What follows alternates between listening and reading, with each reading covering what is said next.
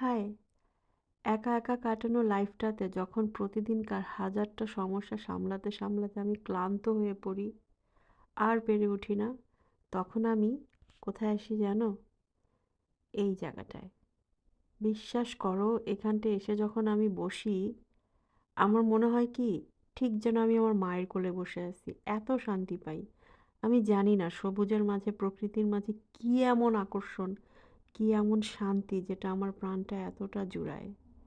এই জায়গাটায় যখন এসে চুপ করে বসে থাকি, চারদিকে শুধু মিষ্টি হাওয়া আর পাখির আওয়াজ, তখন মনে হয় বেঁচে থাকাটা খুব একটা মন্দ না।